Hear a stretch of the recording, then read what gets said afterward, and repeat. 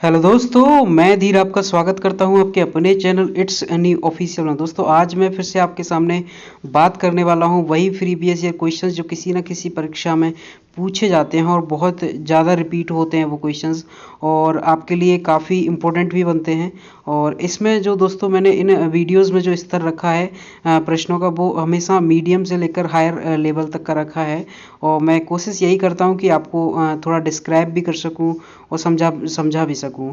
और जी हाँ, और अब मैंने दोस्तों इन वीडियोस में थोड़ा इम्प्रूवमेंट ये कर दिया है कि मैं पहले इनमें करंट अफेयर्स के क्वेश्चंस नहीं लाता था, लेकिन अब मैं इन वीडियोस में करंट अफेयर्स के वो क्वेश्चंस लाने लगा हूँ जो आगे चल के कहीं ना कहीं आपके लिए एक प्रकार से स्टैटिक बन जाएंगे। जी हाँ, तो स्टैटिक करंट अफेयर्स बोल सकते हैं उन्हें कि वो भी आपके लिए कहीं ना कहीं इम्पोर्टेंट होते हैं कि भारत में ये पहला हो गया, वो पहला हो गया, तो वो दोस्तों ऑब्वियस सी बात है, पहला हो गया तो वो एक प्रकार से स्टैटिक बन गया। तो वो उस टाइप के करंट अफेयर्स जो आपको आगे भी काम आएंगे, अभी तो बहुत ज़्यादा इंपॉर्टेंट रहेंगे, वो उस टाइप के करंट अफेयर्स को भी लाना स्टार्ट कर दिया है मैंने इन वीडियोस में।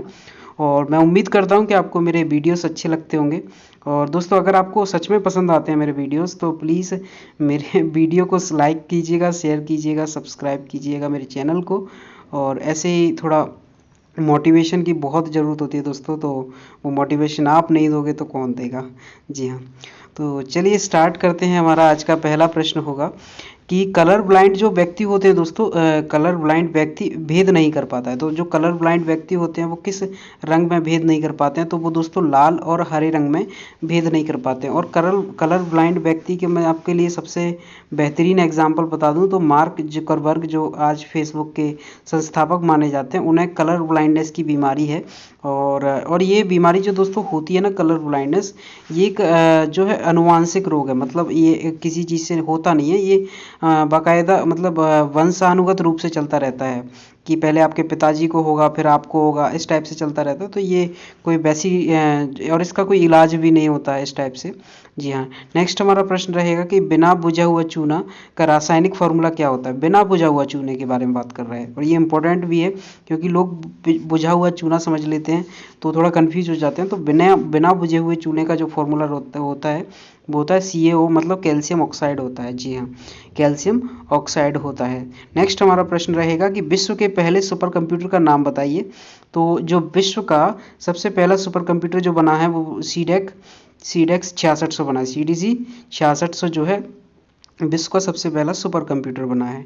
नेक्स्ट हमारा क्वेश्चन रहेगा कि द रोलिंग प्लान किस पंचवर्षीय योजना के दौरान आया था? तो दोस्तों सबसे पहली बात तो मैं आपको बताना चाहूँगा कि रोलिंग प्लान का मतलब दोस्तों ये होता था कि ये एक एक साल का प्लान हुआ करता था, वन ईयर का प्लान हुआ करता था। मतलब एक तो पंचवर्षीय योजना चलती थी जिसमें 5-5 साल में जो है योजनाएं परिवर्तित होती थी 5-5 साल में। लेकिन जब 1978 या 80 के आसपास का टाइम था, तब भारत सरकार ने डिसाइड किया कि अब पंचवर्षीय योजनाएं हम नहीं लाएंगे, हम डायरेक्ट रोलिंग प्लान लाया करेंगे। तो रोलिंग प्लान किस चीज़ को बोला जाता था? एक एक साल के अंतराल पे जो योजनाएं बनाई जाती थी या जो भी मतलब डिसाइड किया जाता था उसको बोला जाता था। तो और मेनली ये किस सरकार के टाइम पर आया था? ये जनता पार्टी बीजेपी सरकार के टाइम पर, जो पहले जो प्रधानमंत्री बने थे मोरारजी देसाई, उनके टाइम पर ये आया था। जी हाँ, रोलिंग प्लान। तो ये काफ़ी इंपॉर्टेंट क्वेश्चन है कि ये कब आया था, रोलिंग प्लान जो आया था कब आया था? ये 5वीं पंचवर्षीय योजना के टाइम पर आया था। जी हाँ, ये काफ़ी इंपॉर्टेंट है, आप इसको याद रखिएगा। नेक्स्ट हमारा प्रश्न रहेगा कि 104वां संविधान संशोधन किससे संबंधित है? तो ये दोस्तों हालांकि स्टैटिक करंट बन चुका है और ये अभी पूछा जाने वाला प्रश्न है, बहुत ज़्यादा पूछा जा रहा है कि 104वां संविधान संशोधन कौन सा है जो भारत सरकार ने किया है? तो दोस्तों 104वां जो संविधान संशोधन है वो SC/ST का 10 साल का आरक्षण में वृद्धि कर दी गई है। 2020 में किया गया है ये, सॉरी 2000, हाँ जी हाँ, 2020 में किया गया और 21 या 20 में किया गया था, और इसमें 10 साल का जो है आरक्षण फिर से बढ़ा दिया गया SC/ST के लिए। नेक्स्ट हमारा प्रश्न रहेगा कि 100वां संविधान संशोधन किससे रिलेटेड था? और ये प्रश्न दोस्तों NTPC में पूछा जा चुका है कि 100वां संविधान संशोधन जो है किस चीज़ से संबंधित था? तो दोस्तों ये था बांग्लादेश का 3 बीघा कॉरिडोर से संबंधित था 100वां संविधान संशोधन भारत का। जी हाँ, नेक्स्ट हम बात करते हैं कि संवैधानिक उपचारों में से पोस्टमार्टम कहते हैं। संवैधानिक उपचारों को एक अलग नाम से भी जाना जाता है, तो सॉरी, संवैधानिक उपचारों का पोस्टमार्टम कहते हैं, किस चीज़ को कहते हैं? संवैधानिक उपचारों का जो पोस्टमार्टम करता है वो कौन सी चीज़ करती है? वो सेरोटरी करती है, उत्प्रेषण करता है। इसमें क्या होता है? इसमें ये होता है कि इसमें हाई कोर्ट जो होता है, हाई कोर्ट क्या करता है इसमें? हाईकोर्ट का दिया गया निर्णय सुप्रीम कोर्ट रद्द कर सकता है, इसको सेरोटरी बोलते हैं। और ये पोस्टमार्टम मतलब आपका कोई फैसला जो हाईकोर्ट ने दे दिया गया है, तो वो उस फैसले को सुप्रीम कोर्ट जो है चैलेंज कर सकती है, उसको रद्द भी कर सकती है और उसको अमेंड भी कर सकती है, उस किसी भी टाइप से उसको अपने हिसाब से रोटेट कर सकती है।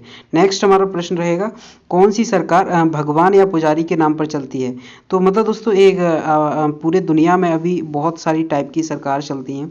एक तानाशाही होती है, एक तानाशाही डिक्टेटरशिप होती है, और एक होती है कि मतलब चुनाव का नाटक करते हुए पर रहती वहाँ पर तानाशाही है। और बहुत सारी सरकारें रहती हैं हमारे यहाँ पर, जैसे लोकतंत्र है, और पाकिस्तान में भी है इस टाइप से, और अपन कह लो बहुत सारे देशों की अलग अलग तरह सरकार है। तो इसमें कह रहा है क्वेश्चन में कि कौन सी सरकार होती है जिसमें भगवान या पुजारी के नाम पर जो है सरकार चलती है? तो मतलब जिसमें भगवान या पुजारी के नाम का यूज़ किया जाता है उस सरकार को क्या कहा जाता है?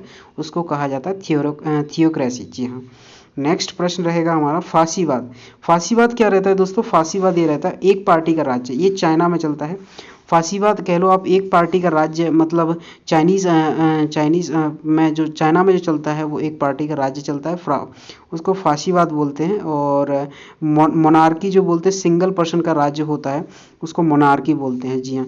जैसे अपन साउथ कोरिया में मान लो, तो सॉरी नॉर्थ कोरिया में मान लो, तो वहाँ पर मोनार्की चलती है, एक single person Kim Jong Un का जो है शासन चलता है, तो उसको मोनार्की बोलते हैं।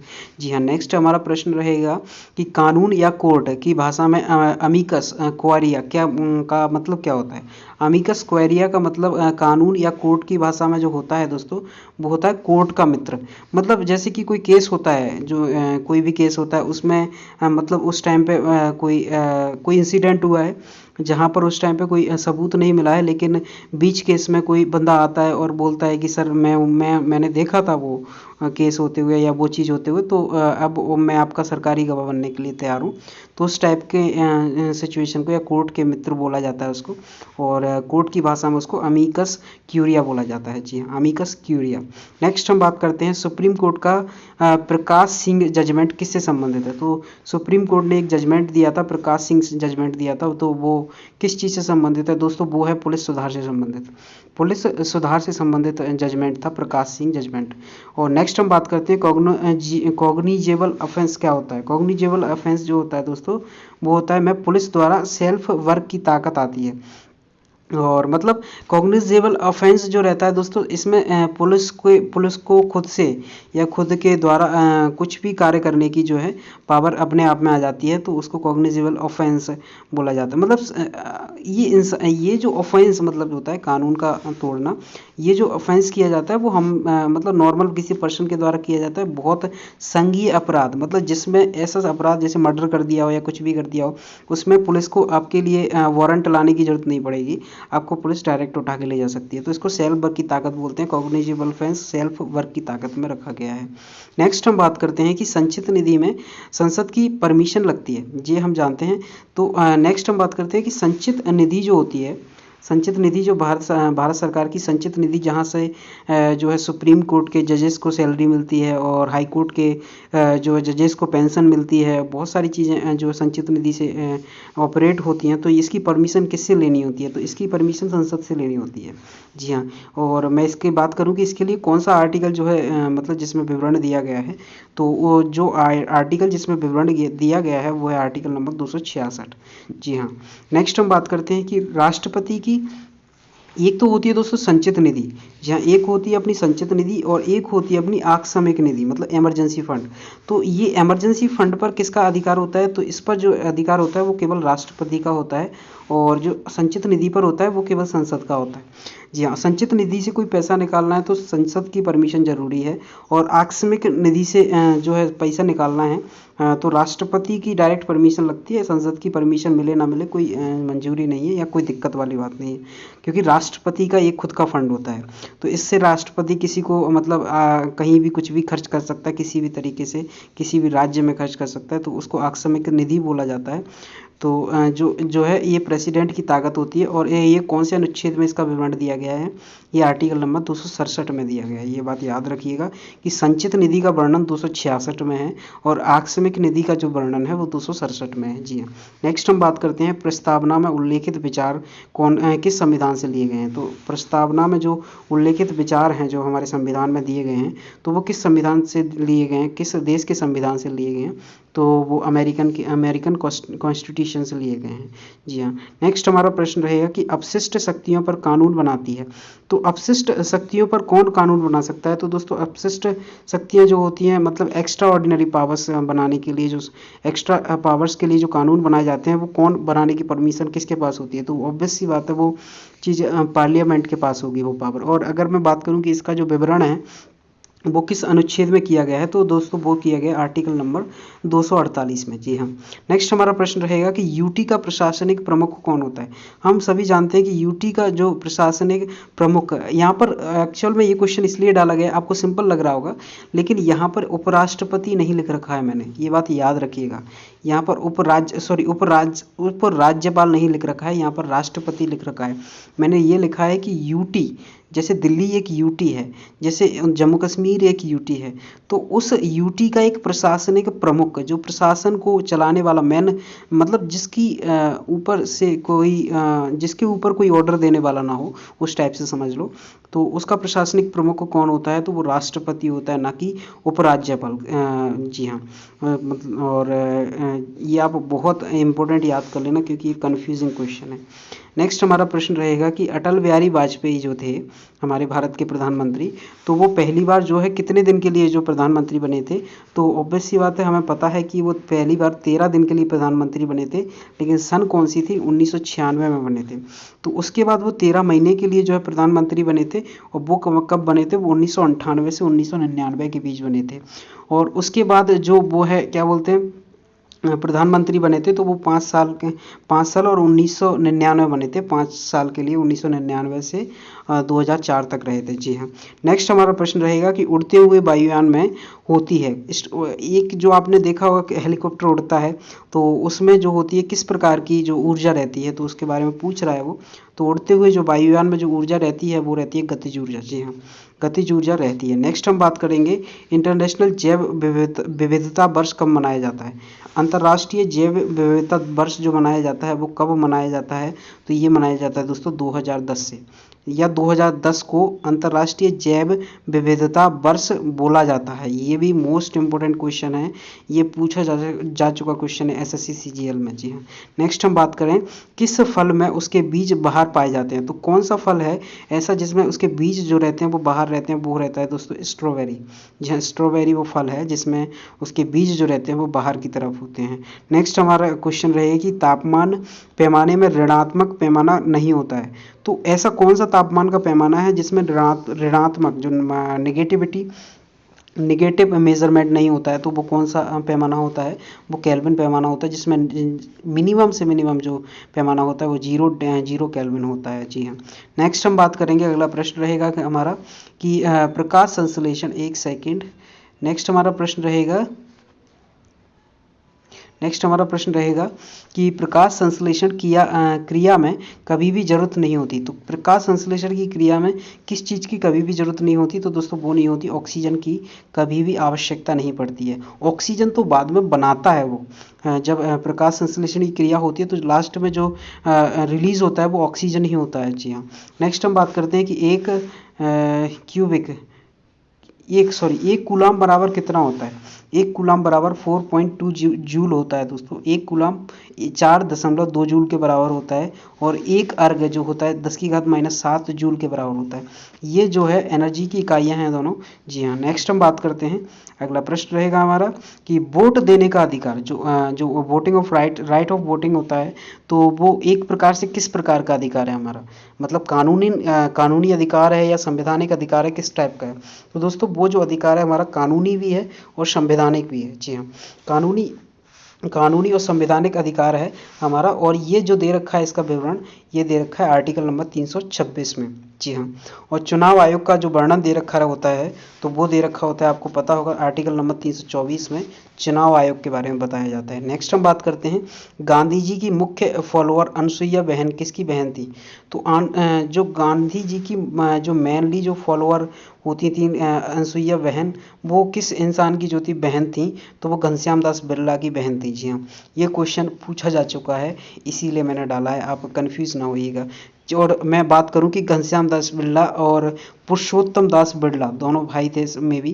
तो पुरुषोत्तम दास बिरला और घनश्याम दास बिरला ने 1928 में जो है फिक्की की स्थापना करी थी। जो आज हमारे देश में बहुत बड़ी संस्था है फिक्की, तो उसकी स्थापना किसने करी थी?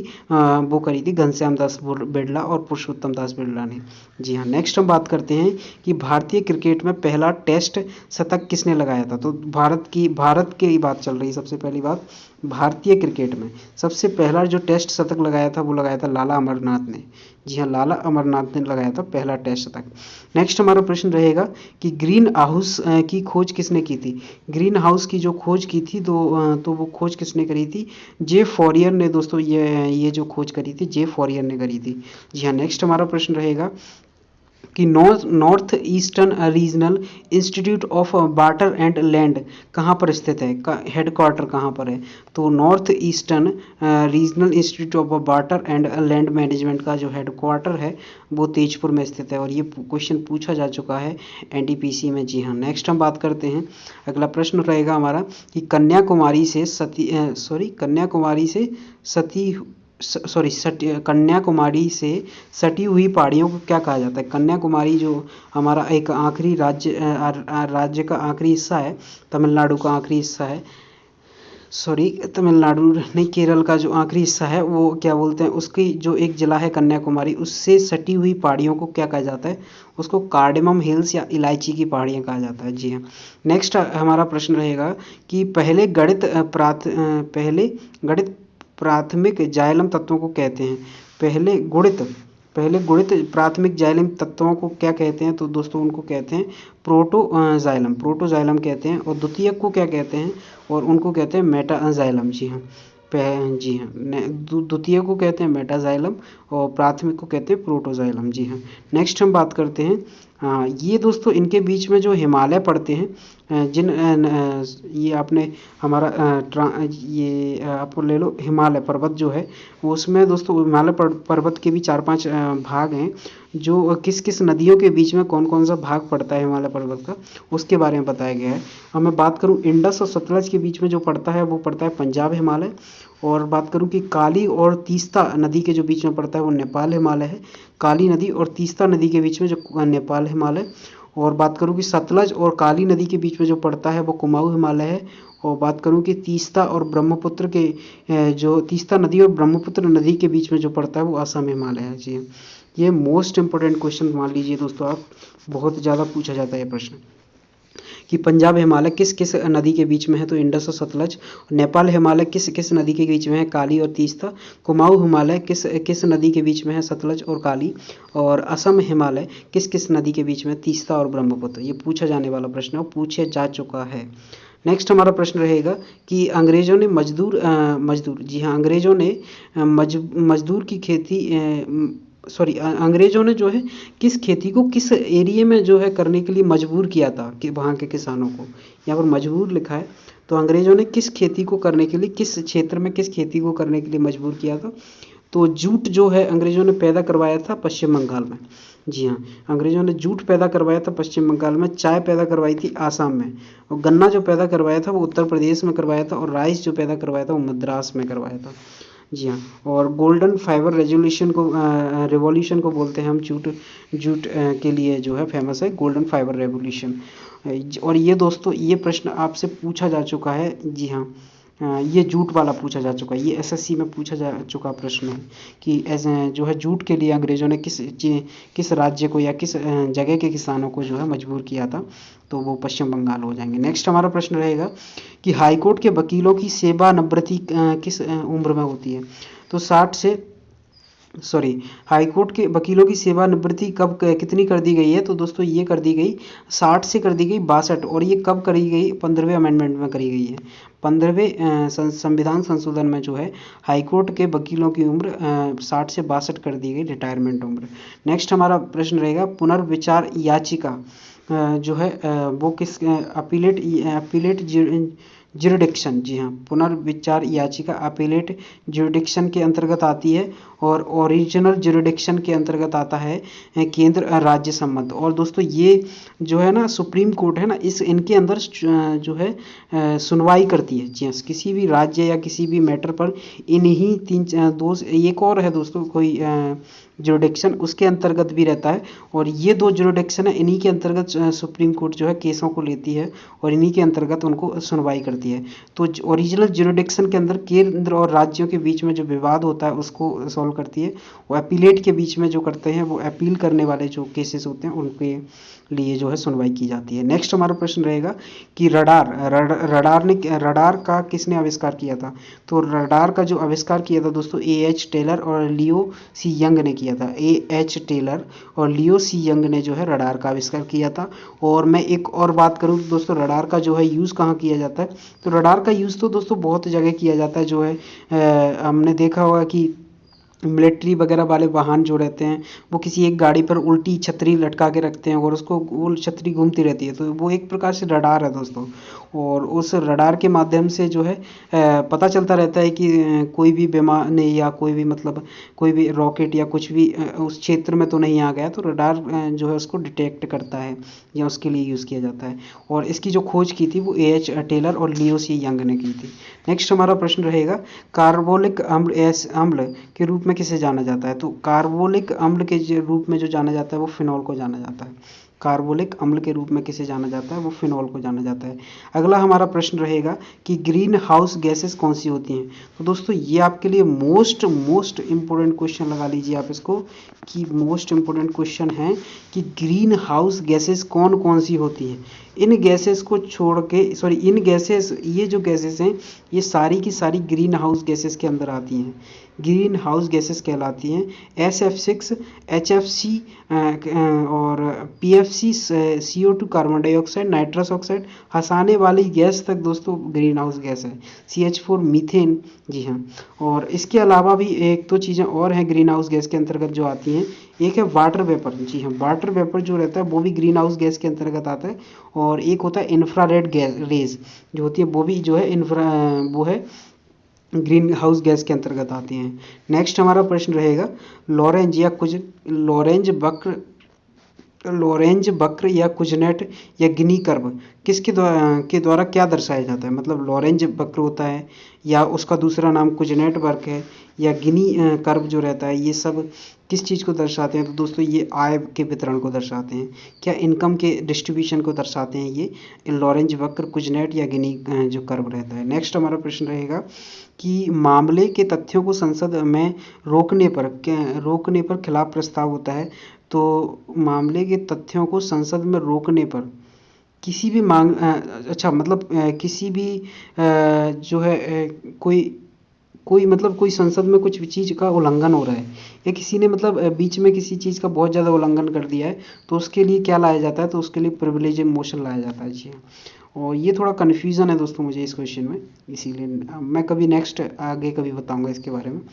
अगला प्रश्न रहेगा हमारा कि ऑर्किड का सबसे ज़्यादा उत्पादन, ये दोस्तों पूछा गया प्रश्न है, NTPC में पूछा जा चुका है कि ऑर्किड का सबसे ज़्यादा उत्पादन किस राज्य में होता है?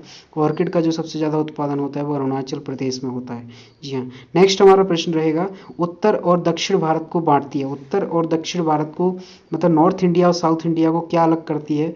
तो वो विंध्य पर्वत श्रेणी करती है और ये जो है महाराष्ट्र और मध्य प्रदेश की सीमा पर पड़ती है।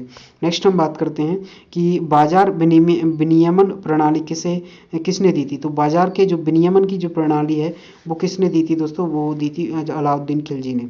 बाजार विनियमन प्रणाली किसने दी थी? अलाउद्दीन खिलजी ने। नेक्स्ट हमारा प्रश्न रहेगा ऑल इंडिया अनटचेबिलिटी लीग की स्थापना किसने करी थी? ऑल इंडिया अनटचेबिलिटी लीग की जो स्थापना करी थी वो किसने करी थी? वो करी थी मोहनदास करमचंद गांधी ने करी थी। ऑल इंडिया अनटचेबिलिटी लीग की स्थापना, ये छुआछूत के खिलाफ जो स्थापना करी गई थी, जो उस टाइम पे भेदभाव हुआ करता था और जो छुआछूत हुआ करता था उसके खिलाफ जो है लीग बनाई थी, तो वो किसने बनाई थी? वो महात्मा गांधी जी ने बनाई थी। अगला प्रश्न रहेगा हमारा कि अनंत या इनफाइनाइट इलेक्ट्रिक रेसिस्टेंट वाले पदार्थ को कहते हैं। तो अनंत या इनफाइनाइट इलेक्ट्रिक रेसिस्टेंस जिस पदार्थ में होती है उसको क्या कहा जाता है? उसको दोस्तों कहा जाता है इंसुलेटर। यहाँ उसको इंसुलेटर कहा जाता है। और अब हम बात करते हैं, जी हाँ, ये भी most most most important question है कि आप बात कर लीजिए कि मतलब ये नाम दिए जाते हैं दोस्तों, ये वाले नाम दे दिए जाते हैं आपको, ये वाले, और आपसे पूछा जाता है इनका मतलब क्या है। दोआब, ये किस किस जो है नदी का दोआब कहलाता है?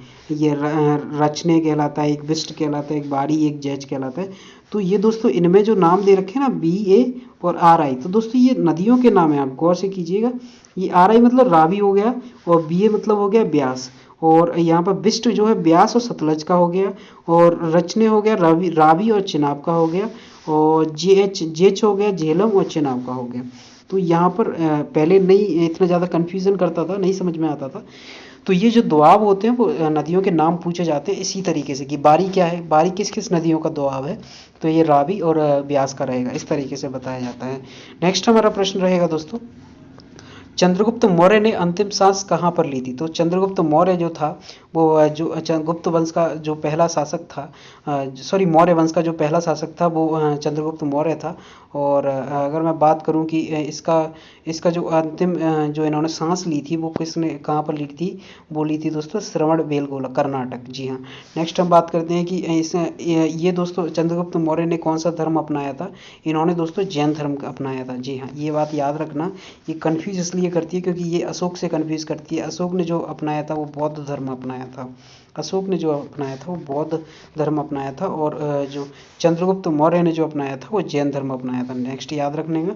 और अगला प्रश्न रहेगा हमारा, पेट्रोकेमिकल उद्योग में घटक होता है। तो पेट्रोकेमिकल उद्योग में कौन सा घटक होता है? तो दोस्तों ये होता है प्लास्टिक से संबंधित घटक होता है पेट्रोकेमिकल उद्योग में। अगला प्रश्न रहेगा हमारा, सोना किस में घुलता है?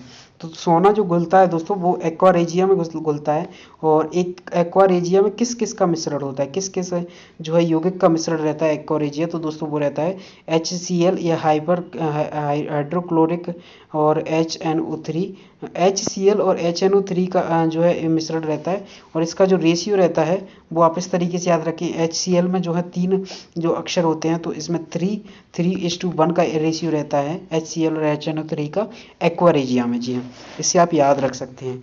अगला हमारा प्रश्न रहेगा दोस्तों कि टेक सागर एक है। टेक सागर किस प्रकार का एक सागर है दोस्तों? ये एक ऑनलाइन पोर्टल है। जी हाँ, टेक सागर क्या है? टेक सागर एक ऑनलाइन पोर्टल है। ये आपको कंफ्यूज करेगा कि सागर लिखा है तो सागर मीन्स जो है आप ओशियन समझोगे, ओशियन नहीं है, ये एक ऑनलाइन पोर्टल है ये टेक सागर के नाम से। अगला प्रश्न है हमारा कि काले वन कहाँ पर पाए जाते हैं? तो दोस्तों काले वन से तात्पर्य है कि यहाँ पर काले वन जो है नाम से तात्पर्य है ओनली, ये काले नहीं होते हैं। तो काले वन कहाँ पर पाए जाते हैं? जर्मनी में पाए जाते हैं। और ये मोस्ट इंपोर्टेंट क्वेश्चन है, पूछा गया है ये प्रश्न। अगला प्रश्न है हमारा कि कलकत्ता यूनिवर्सिटी अस्तित्व में कब आई थी? तो दोस्तों सबसे पहले जो यूनिवर्सिटी जो अस्तित्व में आई थी, ऐसी कलकत्ता हाईकोर्ट सबसे पहले जो है सबसे पहले जो हमारे भारत देश में हाईकोर्ट बना था, तो दोस्तों वो कलकत्ता हाईकोर्ट बना था। जी हाँ, वो 1862 के आसपास बना था, मे बी 1862 के आसपास कलकत्ता हाईकोर्ट बना था। इसी तरीके से कलकत्ता यूनिवर्सिटी कब अस्तित्व में आई थी? तो दोस्तों वो 1854 में जो है वुड्स डिस्पैच आया था, हमें मालूम है। और इसकी जो कलकत्ता यूनिवर्सिटी की स्थापना इसी के अंतर्गत 1857 में हुई थी, कलकत्ता यूनिवर्सिटी की स्थापना। अगला प्रश्न रहेगा हमारा, शहर में संत आदिनाथ को समर्पित मध्यकालीन जैन चौमुख मंदिर कौन सा है?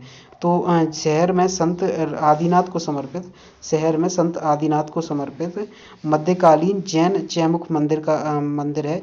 तो वो किससे संबंधित है? तो दोस्तों वो रणकपुर में स्थित है, वो राजघाट रणकपुर में स्थित है। जी हाँ।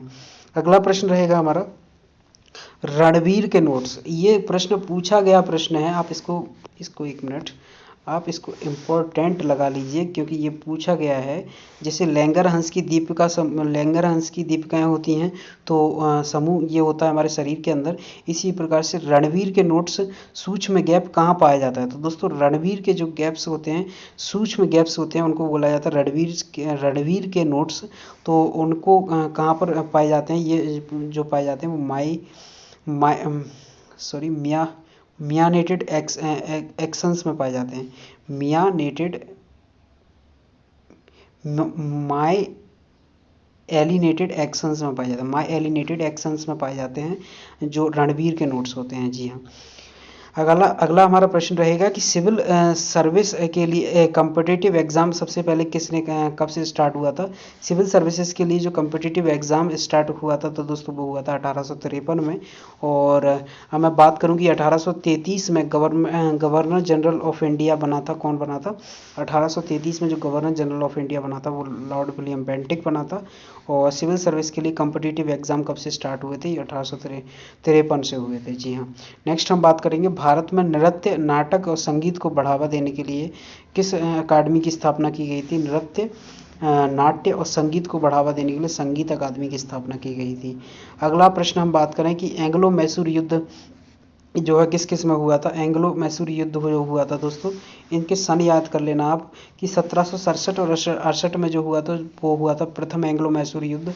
और ये किस किस के बीच लड़ा गया था? हैदर अली और ब्रिटिश शासन के बीच लड़ा गया था। और जो इसमें संधि हुई थी वो कौन सी संधि हुई थी? इसमें जो संधि हुई थी वो मद्रास की संधि हुई थी। और अगला हम बात करें कि दूसरा मैसूर युद्ध कब हुआ था? ये हुआ था 1780 से 84 के बीच में। और अब मैं बात करूं कि ब्रिटिश ये किस किस के बीच में था? ब्रिटिश शासन और हैदर अली के बीच में था। और जी हाँ, ब्रिटिश शासन और हैदर अली के बीच में था। लेकिन एक्चुअल में दोस्तों इस युद्ध में हैदर अली की मृत्यु हो जाती है और उसके बाद जो बागडोर संभालते हैं वो टीपू सुल्तान संभालते हैं। और इसके बाद में जो लास्ट में जो संधि होती है वो कौन सी होती है? ये मैंगलोर की संधि होती है। जी हाँ। अगला प्रश्न हम बात करते हैं कि 1790 और 92 में जो है फिर से तृतीय मैसूर युद्ध होता है। और वो ब्रिटिश शासन और टीपू सुल्तान के बीच में होता है क्योंकि हैदर अली मर चुके हैं। और 1790 से 1992 तक 1790 से 1792 तक होता है ब्रिटिश और टीपू सुल्तान के बीच में। और इसमें जो संधि होती है वो होती है श्री रंगपट्टनम की संधि। जी हाँ, याद रखिएगा ये क्वेश्चन बहुत ज़्यादा पूछे जाते हैं। तीनों युद्धों में से ये प्रश्न एक आता जरूर है। अगला प्रश्न हम बात करते हैं पौधे के तने का घेरा या जड़ का घेरा बढ़ता है। तो दोस्तों पौधे के जो तने होते हैं, तने का घेरा होता है या जड़ का जो घेरा होता है। जड़ हम देखते हैं जड़ जो है बड़ी होती चली जाती है, जो तने होते हैं वो भी बढ़ते चले जाते हैं। तो वो किस प्रकार का विभाजन होता है? तो वो लेटरल मेरिस्टम की वजह से होता है। लेटरल मेरिस्टम की वजह से होता है। अगला हमारा प्रश्न रहेगा कि राजवाड़ा महल कहाँ पर स्थित है? राजवाड़ा महल कहाँ पर स्थित है? तो ये स्थित है दोस्तों इंदौर में। जी हाँ, और इंदौर में स्थित है। अगला प्रश्न रहेगा हमारा कि बीमारी होती है, निमारी। जी हाँ, एक दोस्तों ये नस्ल है। निमारी किसकी नस्ल होती है? ये प्रश्न था कि निमारी किसकी नस्ल होती है? तो दोस्तों ये निमारी जो होती है वो गाय की एक नस्ल होती है। और मैं बात करूं अगला प्रश्न रहेगा हमारा कि फूलों का प्रजनन अंग कौन सा होता है? तो दोस्तों फूलों में जो मेल जो फूल रहते हैं उनमें जो प्रजनन अंग होता है वो एंथर होता है और परागकोश होता है। और एंथर और परागकोश होता है पुरुषों में। और वुमेन में जो रहता है स्टिग्मा और स्टाइल रहता है। जी हाँ, स्टिग्मा और स्टाइल जो रहता है वो वुमेन्स में रहता है। अब हम आगे बात करते हैं। और दोस्तों अगर आपको मेरा ये वीडियो पसंद आ रहा हो तो प्लीज़ मेरे वीडियो को लाइक करिए। और प्लीज़ दोस्तों मेरे चैनल को कम से कम सब्सक्राइब तो कर लीजिए। और शेयर करने के लिए थोड़ा कष्ट उठा लीजिए क्योंकि दोस्तों अगर आप शेयर करेंगे तो इस वीडियो को मैं काफ़ी और अच्छा कर सकता हूँ और ज़्यादा इसमें क्वेश्चंस को अटैम्प्ट या और ज़्यादा क्वेश्चंस इसमें ऐड करने की पूरी कोशिश करूँगा और अच्छे से इसको एक्सप्लेन करने की भी कोशिश करूँगा। नेक्स्ट हम बात करते हैं कि बुझे हुए चूने का फॉर्मूला क्या कहलाता है। दोस्तों हम ऊपर पढ़ चुके हैं कि बिना बुझे हुए चूने का फॉर्मूला ऊपर हम पढ़ चुके हैं, वो होता है CaO। और अब हम यहाँ पर पढ़ रहे हैं कि बुझे हुए चूने का फॉर्मूला होता है CaOH का होल ट्वाइस। CaOH का होल ट्वाइस होता है बुझे हुए चूने का फॉर्मूला। अगला प्रश्न रहेगा हमारा बेम्बनाद आर्द्रभूमि राज्य किस राज्य में स्थित है? बेम्बनाद जो है आर्द्रभूमि है और वो किस राज्य में स्थित है? ये अष्टमुडी झील केरल में स्थित है। बेम्बनाद आर्द्र झील, जी हाँ, आर्द्रभूमि। वेम्बनाड अर्धभूमि किस राज्य में स्थित है? तो ये केरल राज्य में स्थित है। अगला प्रश्न रहेगा हमारा हड़प्पा। हड़प्पा के जो है स्थान है, जी हाँ, हड़प्पा के कुछ स्थान हैं जो किस किस जगह से संबंधित हैं, उसके बारे में बात करी गई है। दैमाबाद कहाँ पर स्थित है हड़प्पा का? दैमाबाद महाराष्ट्र में स्थित है। राखीगढ़ी दोस्तों हरियाणा में स्थित है। और कालीबंगा की बात करूँ, ये राजस्थान में स्थित है। और यहाँ पे जो प्रमाण मिले थे वो जुते हुए खेतों के प्रमाण मिले थे। और अगर मैं बात करूँ रंगपुर, लोथल और धोलावीरा, रंगपुर, लोथल और धोलावीरा जो मिले हैं वो कहाँ पर मिले हैं? वो गुजरात में मिले हैं। और मैं इन सब में एक और बात करूँ कि लोथल जो था ना दोस्तों, लोथल जो था हड़प्पा सभ्यता में, वो एक पोर्ट था। पोर्ट मतलब जहाँ से जहाज आते और जाते थे, वो लोथल था। और यहाँ पर ही समुद्री संग्रहालय जो बनाया गया है वो गुजरात में, अभी लोथल में ही बनाया गया है, लोथल गुजरात में। अगला हम प्रश्न बात करते हैं कि पहला विधि आयोग कहाँ आया था? तो दोस्तों पहला विधि आयोग जो आया था या उसकी जो अध्यक्षता की थी वो किसने करी थी? वो करी थी दोस्तों मैकाले ने प्रथम विधि आयोग की अध्यक्षता करी थी। अगला प्रश्न रहेगा हमारा यूएन के कुल कितने अंग हैं? यूएन के दोस्तों अब तक जो अंग हैं वो थे, यूएन के जो अब तक जो अंग थे वो 6 थे, लेकिन अब जो उसमें से दोस्तों एक अंग ने जो है काम करना बंद कर दिया है, न्यास परिषद। जी हाँ, अब वो काम नहीं करता है। तो अभी टोटल 5 अंग जो हैं यूएन के कार्य करते हैं, लेकिन अंगों की संख्या अगर बात करें तो अभी भी 6 ही है। अगला प्रश्न रहेगा दोस्तों हमारा कि पद्मनाभ स्वामी मंदिर कहाँ पर स्थित है? पद्मनाभ स्वामी मंदिर जो स्थित है दोस्तों वो है केरल राज्य में स्थित। पद्मनाभ स्वामी मंदिर स्थित है केरल राज्य में। अगला प्रश्न रहेगा हमारा काला प्रदेश या रूर क्षेत्र विश्व भर, जी हाँ, काला प्रदेश या रूर क्षेत्र, ये प्रश्न है हमारा कि काला प्रदेश किसे कहा जाता है या रूर क्षेत्र किसे कहा जाता है। और अब हम बात करें कि विश्व में काला प्रदेश या रूर क्षेत्र किसे कहते हैं, तो वो कहते हैं हम जर्मनी को। और बात करें कि भारत में जो है काला प्रदेश या रूर क्षेत्र किसे कहा जाता है, तो वो कहा जाता है दोस्तों दामोदर नदी घाटी को।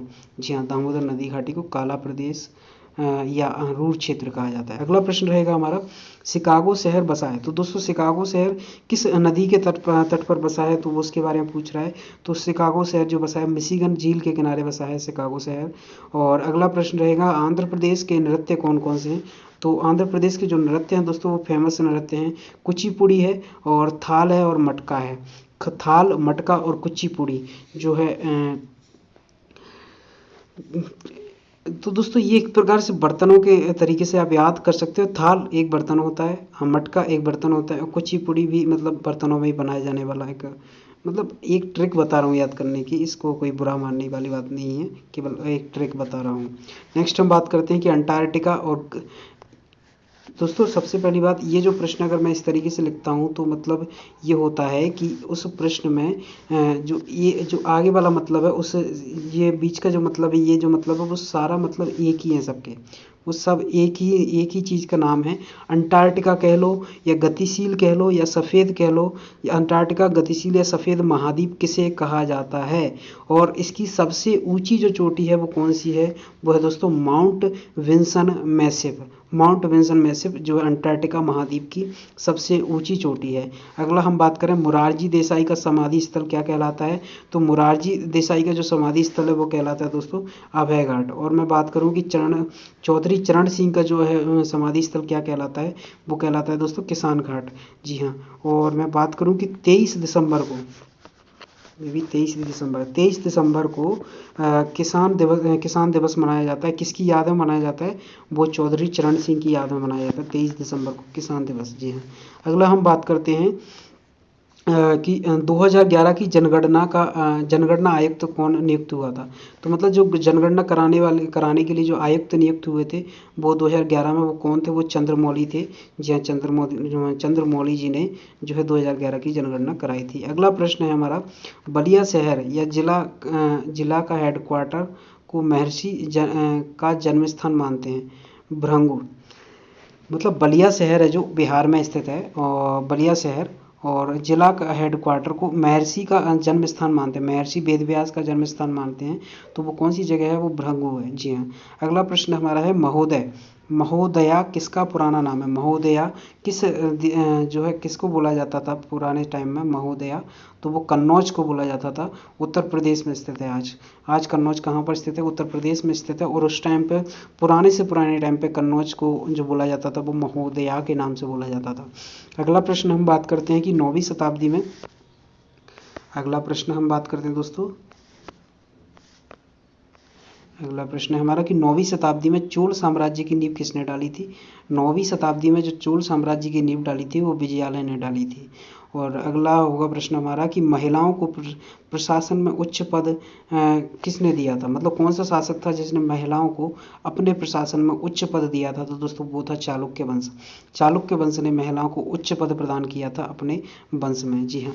नेक्स्ट हम बात करते हैं राजाओं में से किसने चोल राजाओं में से एक मिनट, हाँ जी हाँ, चोल राजाओं में से किसने इस सिलोन पर विजय प्राप्त की थी? सिलोन मतलब दोस्तों आज का श्रीलंका, उस टाइम का सिलोन कहलाता है। दोस्तों एकमात्र राजा, भारतीय राजा जिन्होंने सिलोन पर विजय प्राप्त की थी वो थे राजेंद्र प्रथम। राजेंद्र प्रथम राजा थे। जी हाँ। अगला बात हम बात करते हैं कि दिल्ली या आज का दिल्ली शहर की स्थापना किसने की थी? तो दिल्ली का कह लो या आज का दिल्ली कह लो, तो उसकी स्थापना जो करी थी, रियल फाउंडर ऑफ दिल्ली सल्तनत कहें तो अपन तोमर वंश थे। जी हाँ, तोमर वंश ने ये जो है दिल्ली शहर की स्थापना करी थी। सबसे पुराना रॉक कट वास्तुकला में पाई जाती है?